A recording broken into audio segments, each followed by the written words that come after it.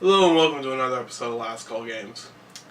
Now, on the Dreamcast talk forum, which I frequent relatively often, I put out an asking if anybody had any games that they wanted to reviewed. One person said that they wanted me to review Chicken Run on the Dreamcast. It was also released on the PlayStation and I believe the PC. And then there was a completely different version on the Game Boy Color, which was common of the time. So I was like, okay, I'll review it. It's not good.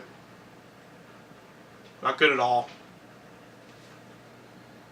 It's pretty much everything you would expect from a 3D game built based on a movie that like nobody seems to remember.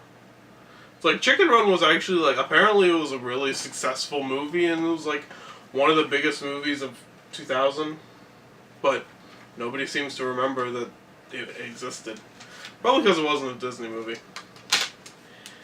Now, I haven't seen the movie, so I don't actually know how well it follows the story. I believe it actually does follow the story relatively well. But the game is the best way I can describe this game is a stealth fetch quest. Basically, every time that you play the game, or every mission in the game, has you going around hiding from dogs and people because you're a chicken. Spoiler alert: you play as a chicken. You go around and you have to find certain items and bring them back to somewhere, to a hen house. And that's the entirety, pretty much the meat of the game. There's also a few mini games where you have to like try and escape the hen house or the farm or whatever. But really, it's not good. Yeah. Well, let's not waste any more time. Let's take a look at the gameplay, and we'll come back and we'll do some final thoughts and a score and all that stuff.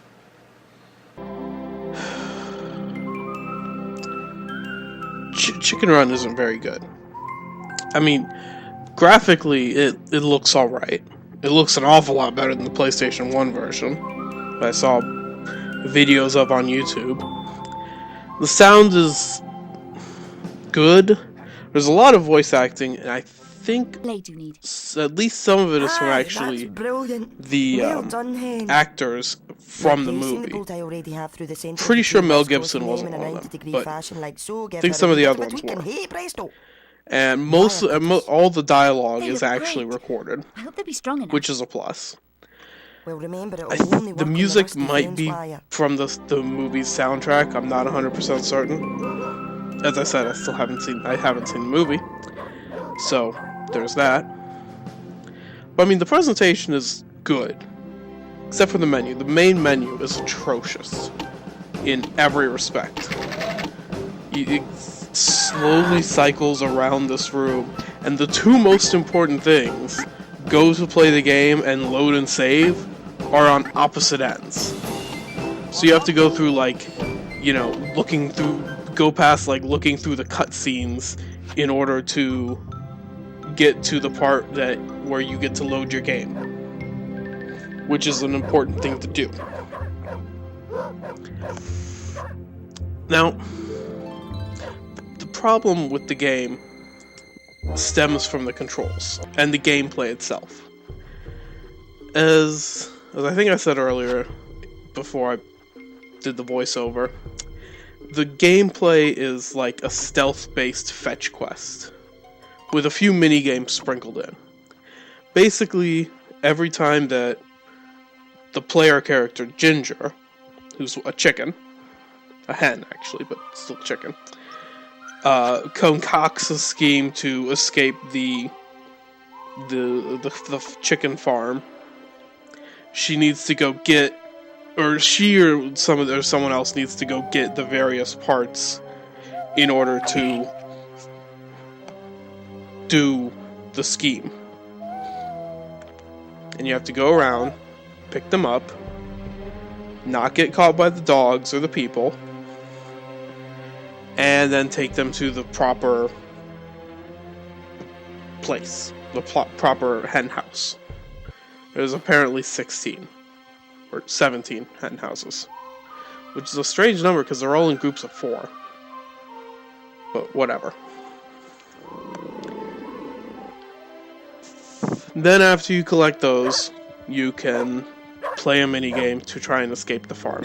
Surprise! It doesn't work until the very end. I only captured footage from the end of Act 1, and I played through most of Act 2 without capturing footage because I was using a walkthrough because it was just so irritating. Because the controls are so bad. All the controls are camera relative, which would be okay if the camera didn't just keep deciding to change angles all the time. And you can like sort of move the camera with the left and right arrow keys, but as soon as you move, it'll just move it right back to where it wants it to be. Which is usually the worst place it could possibly be. Usually it's like looking directly at you. The camera by itself probably takes off 2 or 3 points from this game. So, the game tries to ape off of Metal Gear Solid. I think it's pretty blatant, really. But Metal Gear Solid was like, it had a lot of benefits and things going for it. First off, it wasn't a bloody fetch quest. I mean, that was number 1. And second off, it didn't keep moving the camera. It did move the camera angle a bit, but nowhere near as much as this one does. And the story was actually interesting. This is not really a fantastic story. So, I just need to reiterate, the camera angle of this and the controls of this game are atrocious. A lot of times you'll walk out of a place and then accidentally walk right back in and go through another loading screen because you forgot that the camera was pointing another way. And the dogs will catch you, and then when the dogs catch you, you lose something that you picked up, so you need to go pick it up again. I mean, as I said, when I was going through Act 2, I needed to use a walkthrough to figure out which way to go to get things. And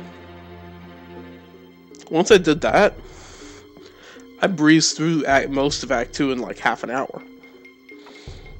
The difficulty, the gameplay is padded out by its unfair difficulty. It's the difficulty. Some games will give you difficulty based on, the quality of the enemies or enemy placement or stuff like that. This game gives you difficulty based on its poor design. A lot of times the dogs will come running from completely off screen. You had no idea they were even there. And then boom, you got caught by a dog and you lost something. So you have to go back through 3 or 4 different different areas to find it. And then go back to where you were going first. And the only way you can save is in that first chicken coop, which you're very rarely near. You can't just save through the menu, because that would just be too easy. Okay, so I think I've made it fairly clear this is not a very good game. Let's go back and let's take a look at some final thoughts and get a verdict. So yeah, as I showed you earlier, it's not a very good game. It looks good and it sounds good and it seems, I think it actually has footage taken directly from the film itself, which are all very good things. Of course, you can clearly tell when they're using the 3D models from the game and when they're using the claymation. I think it's claymation, or the stop-motion footage from the game. But that's kind of to be expected. I mean, it's a Dreamcast game. But there are so many problems with the gameplay that it's just a slog, and you really don't want to play through it. Especially the camera. The camera itself probably dragged the game down at least 2 points. I mean, the fact that it's a stealth-based fetch quest is not exactly a good thing, a good start in the first place. But you take this together, I mean, the game looks alright. It sounds okay, I guess. The soundtrack is, I think, from the movie, but I don't know, because as I said, as I said in the beginning, I haven't seen the movie. But it's just not fun. You have to go around and try and collect weird pieces to make things, and it's really not a fun game. Which is why this Chicken Run here gets a Last Call game score of a 4 out of 10. It's below average, to say the least. If you're going for a complete Dreamcast collection, obviously you have to have it, because complete, it's not a complete good collection. But unless you're a massive fan of the movie or something, I would say stay away. There are definitely better games on the system. I mean, I've seen people try and compare it to Metal Gear Solid, which does a disservice to Metal Gear Solid, I think. But yeah, definitely stay away from this one. And that's all for today. And next time we'll be... not exactly sure what we'll be looking at next time. But next time we'll be looking at something. Have a good day. And we'll see you next time on Last Call Games. Hopefully it's something better than Chicken Run. The butt slam! Butt slam! Butt slam! Okay, I'll stop. Butt slam!